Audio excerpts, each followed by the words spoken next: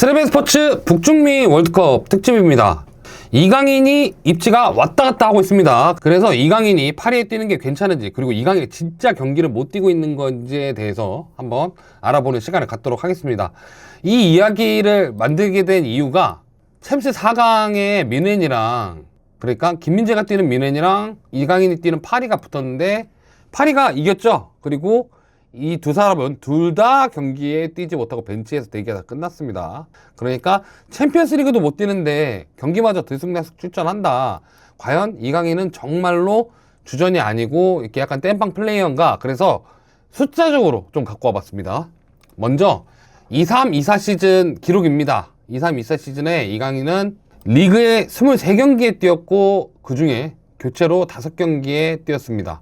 공격 포인트는 3골 4도움, 그리고 챔피언스 리그는 9경기를 뛰었고 그 중에 교체가 6경기로 남아져 있습니다. 기록은 1골 1도움을 갖고 있고요. 프랑스 FA컵 있잖아요. 크루프 대 프랑스. 이 크루프 대 프랑스는 3경기를 뛰었습니다. 그 중에 교체로 1경기를 뛰었고, 슈퍼컵, 리그 우승한 팀이니까 프랑스 리그 슈퍼컵에서 또 1경기를 뛰었고 여기에서 골을 넣었습니다. 그래서 첫 해에 총 36경기 뛰었고 그 중에 교체로 12경기에 투입됐고 5골 5도움을 남겼습니다. 이 시기에 팀은 리그를 우승했고 챔피언스 리그는 4강을 갔고 FA컵은 우승, 프랑스 슈퍼컵을 우승을 했죠. 자, 그래서 한 해가 흘러 그 다음 시즌이 됐습니다. 리그는 30경기에 나왔습니다. 그 중에 교체로 11경기가 중간에 교체 투입됐습니다. 기록은 6골 6도움을 남겼고, 챔피언스 리그는 11경기에 나왔는데 그 중에 교체 투입된 경기가 7경기입니다. 컵은 3경기 뛰었고 교체 투입은 1경기가 됐고요. 역시나 리그 우승을 했던 팀이기 때문에 슈퍼컵에서 1경기를 뛰었고, 클럽 월드컵, 그러니까 예전에 연말에는 클럽 월드컵 말고 이 시기에는 그 32개 팀끼리 하는 클럽 월드컵이 있었죠. 여기서 교체로만 4경기 나와서 1골을 넣었고요. 그래서 총 49경기 7골 6도움, 그 중에 교체 투입 경기가 23경기로 남아져 있습니다. 리그 우승했고요. 챔피언스 리그 우승했고요. 쿠프 드 프랑스 우승해서 4우승 1준우승, 그래서 4연패를 했던 시즌이 됐죠. 자, 현재 진행형인 25-26 시즌 5월 9일날 제가 이 자료를 만들었으니까 그때 시점에 이강인의 기록이 어떻게 되냐면 리그 25경기 중에 교체로 투입된 게 8경기입니다. 비교해보면 교체가 확실히 작년보다 좀 적어졌어요, 리그에서. 그리고 3골 5도움을 기록하고 있죠. 공격 포인트 8개죠. 그에 반해 챔피언스 리그는 10경기 모두 교체 투입이 돼서 하나의 도움을 하고 있습니다. 거기에 올해는 대회가 하나 더 있죠. 챔피언스 리그를 우승을 했기 때문에 유로파 리그 우승팀과 또 결정을 짓는 UEFA 슈퍼컵에 1경기를 뛰었고 1골을 넣었습니다. 상대는 토트넘이었죠. 그리고 챔피언스 리그 우승한 팀이 옛날의 클럽 월드컵이 지금 인터컨티넨탈컵이라는 이름으로 바뀌어서, 이거는 1경기에 나온 거면 다 나온 거예요. 이 대회는 유럽 챔피언스 팀은 무조건 결승전 1경기만 치르고 끝납니다. 이 1경기에 출전했고 현재 37경기 중에 교체로 11경기를 나왔고 4골 6도움을 기록하고 있습니다. 팀 성적 현재 리그왕 1위, 챔피언스 리그 결승 갔죠. 그리고 상대가 아스날이에요, 결승에. FA컵을 의외로 32강 탈락했습니다.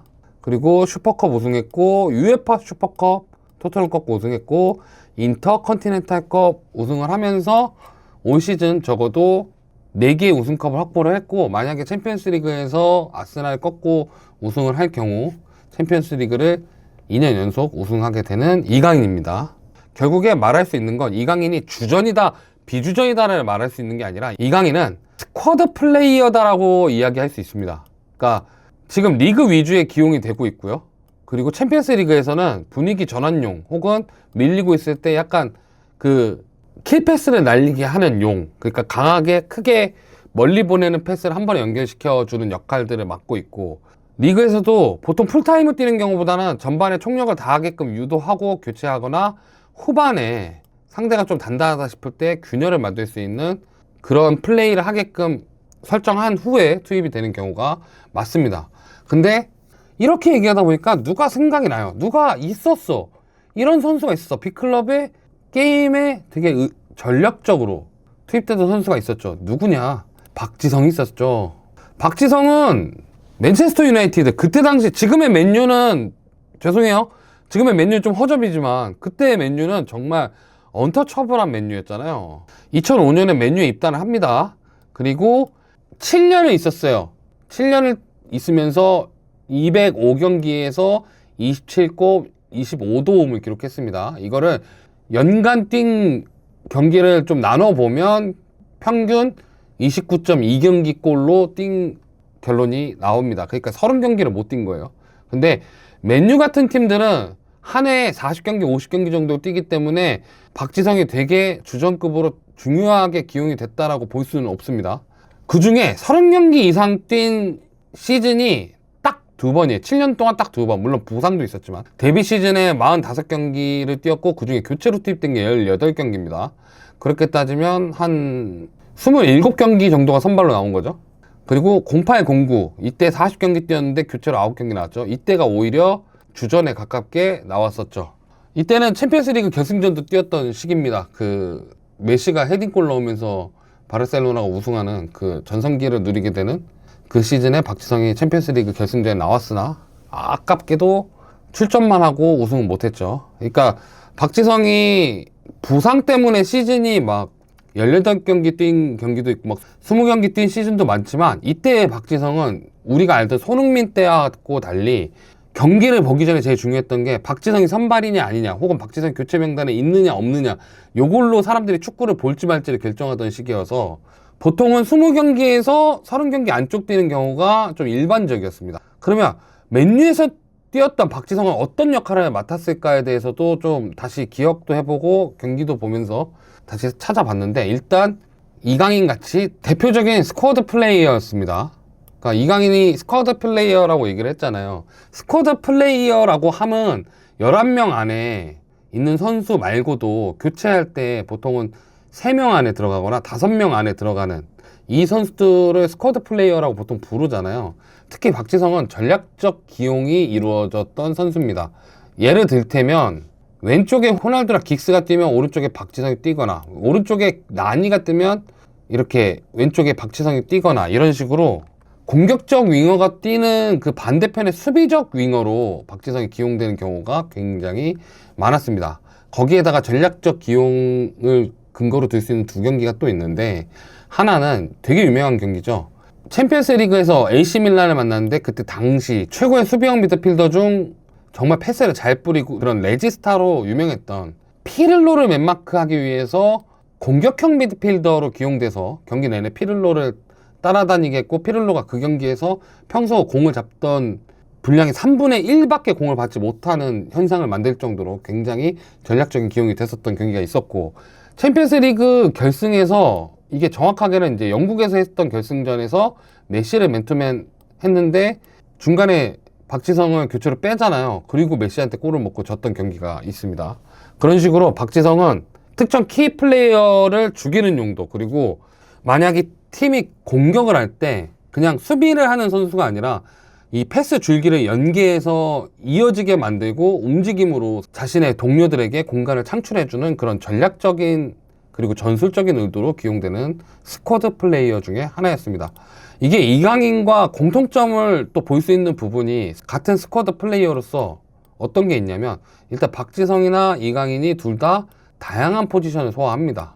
이강인 같은 경우에 공격형 미드필더 그냥 뭐 4-2-3-1의 3의 중간 같은 거나 3-4-1-2의 1 자리 같은 전통적인 10번 미드필더 자리나 혹은 중앙 미드필더 여기서 중앙 미드필더라 하면 4-3-3 같은데 하프 윙이라고 불리는 그 중앙 미드필더 메잘라라고 부르는 그 자리에서 뛰거나 혹은 가장 많이 나온 자리죠 윙어 이렇게 나오고 있고 박지성은 윙어 이건 맨체스터 유나이티드에서 뛰었던 포지션을 이야기하는 거예요.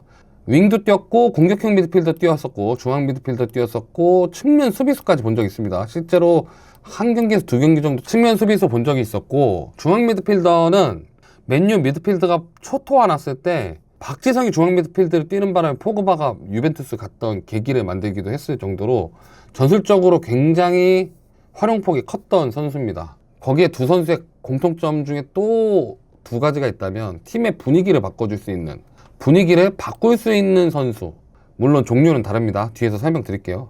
그리고 공통적인 건데 이게 이렇게 말씀하실 수 있을 거예요. 야 5골 5도움 7골 6도움, 4골 6도움. 이게 적어? 공격 포인트가? 박지성은 진짜 적긴 적었어요. 실제로. 박지성은 많이 적긴 적었는데, 그래도 박지성은 1년에 5골 정도 넣어줄 수 있는 선수였고, 뭐 도움을 5개 정도 하는 선수. 그러니까 이게 통상적으로 윙어로서 공격 포인트면 괜찮은 공격 포인트인데, 이 두 선수가 스쿼드 플레이어로서 특히 공격 포인트에 발목을 잡힌다는 이야기를 드린 이유가 뭐냐면, 박지성 당시 최고의 맨유라는 클럽에서 뛰고 있었고, 이강인 현재 유럽에서 제일 잘 나가는 팀인 파리에서 뛰고 있습니다. 이강인이 마요르카에서 8위로 넘어올 때 공격 포인트가 6골 6도움이었어요. 이게 마요르카에선 굉장히 좋은 수치고 굉장히 높은 수치인데 여기는 파리잖아요.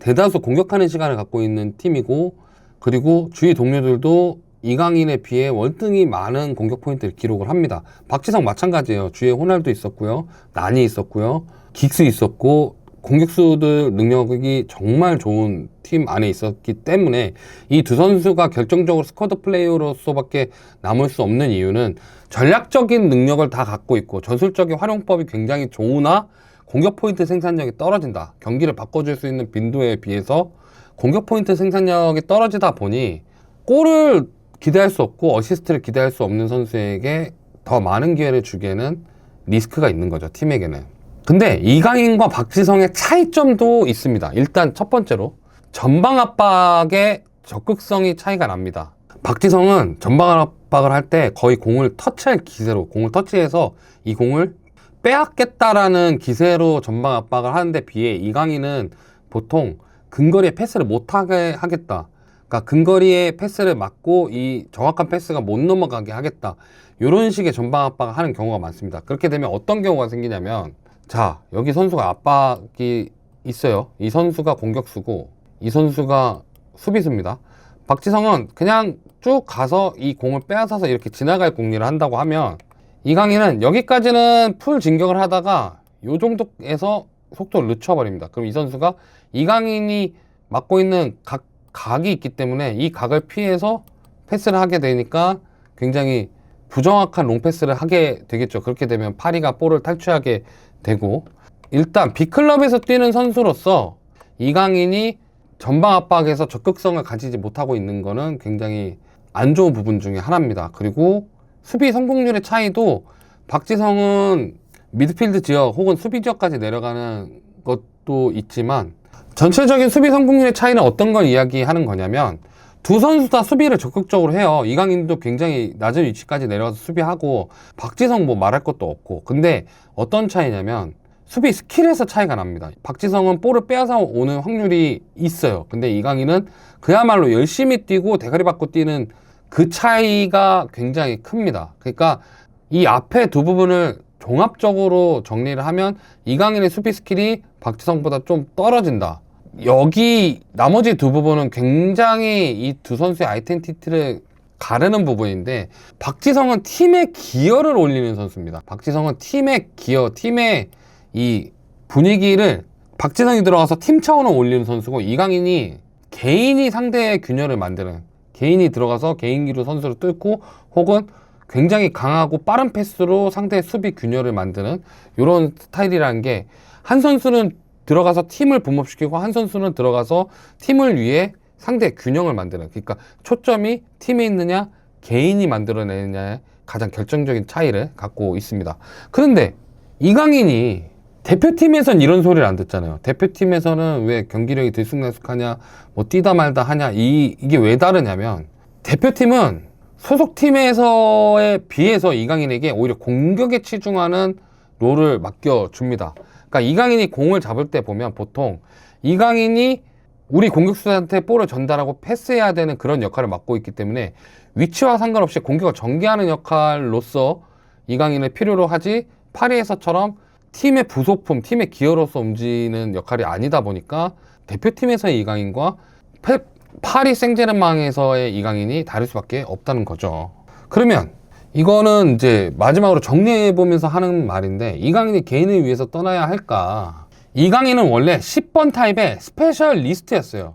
아시잖아요. 이강인 원래 딱 그 10번 자리에 서서 볼 받아서 개인기로 한두 명 뚫고 스루패스 빵, 개인기로 한두 명 뚫고 크로스 빵, 이런 식으로 공격에 방점을 찍어주는 선수였는데 현대축구에서 10번이 뛰기가 굉장히 어려워지니까 이강인이 스스로 살아남기 위해서 중앙 미드필더도 뛸 수 있고 윙도 볼 수 있는 그런 범용성을 갖추게 된 겁니다. 그거를 마요르카에서 증명을 했잖아요.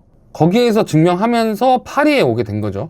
근데 대신 이강인이 요새 듣고 있는 소리 중에 어느 포지션에 둬야 될지 그 뭔가 예전에 10번에서 뛰던 공격형 미드필더에서 뛰던 이강인의 그 느낌은 없다라고 이야기가 나오고 있죠. 저는 개인적으로 이렇게 생각을 해요. 이강인은 또 하나의 껍질을 깨고 있는 과정 안에 있고 지금 이 껍질을 깨기 위해서 굉장히 선수 개인이 노력을 하고 있는 과정이라고 생각이 듭니다.